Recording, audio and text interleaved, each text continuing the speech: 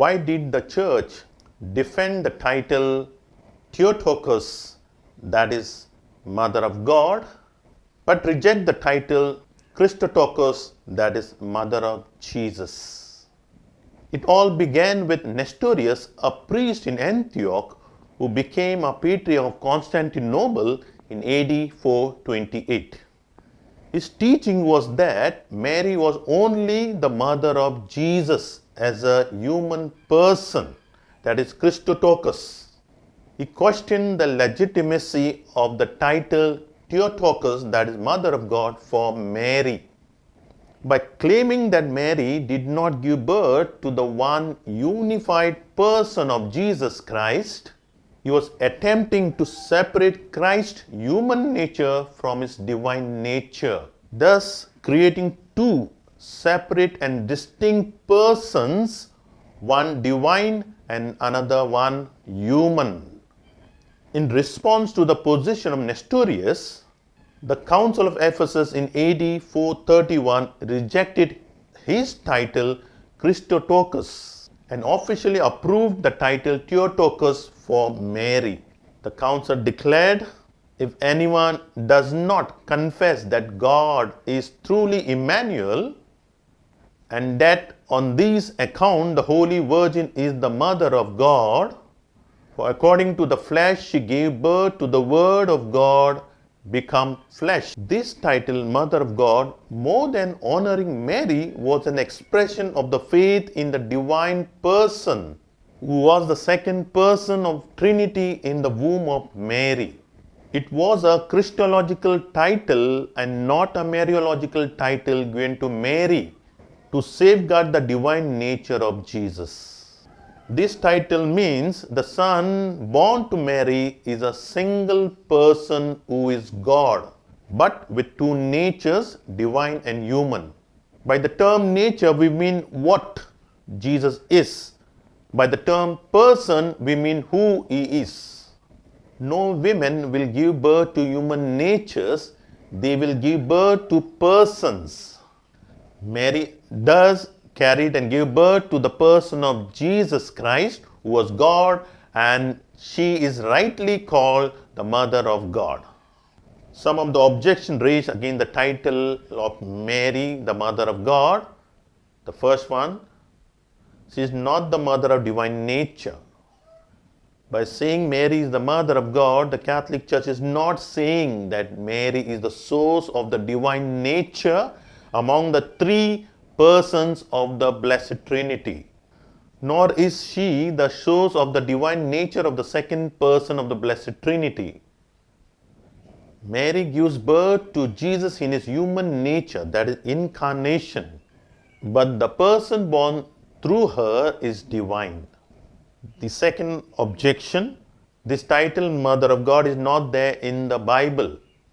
If Mary cannot be called the Mother of God because sacred scripture does not use those explicit words, then we would also have to reject the multiple essential Christian truths like Trinity, Incarnation, Bible itself, etc., because there are no such words in the Bible.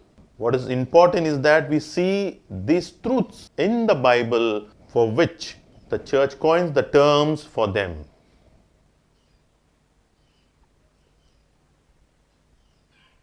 In the Old Testament, the book of Isaiah chapter 7 verse 14 says, "The Lord himself therefore will give you a sign. It is this, behold, a virgin shall conceive and bear a son, and they shall call his name Emmanuel," which means God with us. The child's name designates his nature and reality. He is God among us. Isaiah chapter 9 verse 6. A child is born for us, a son given to us, and dominion is laid on his shoulders, and this is the name they gave him: Wonder Counselor, Mighty God, Eternal Father, Prince of Peace. This God, when he becomes incarnate, his mother will obviously be the mother of the mighty God. He became man through her. And in this man corporally lives the fullness of divinity that is in his body. Let us see in the New Testament, Luke chapter 1, verse 43. And why is this granted me that the mother of my Lord should come to me? Elizabeth did not have any other Lord, that is Adonai, except Yahweh Himself, God Almighty. So, filled with the Holy Spirit, Elizabeth pronounced this statement of the divine motherhood of Mary and acknowledged in the humble Nazarene Virgin the Mother of God. Luke chapter 2, verses 9 to 11. The angel of the Lord appeared to the shepherds, and the glory of the Lord shone round them. And he said to them, Listen, I bring you news of great joy, a joy to be shared by the whole people.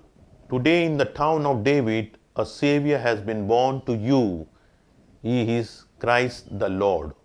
The child who is born is the Messiah, the Christ, and he is given the title the Lord, which was given only to God in the Old Testament. And Mary is the mother of this Christ the Lord.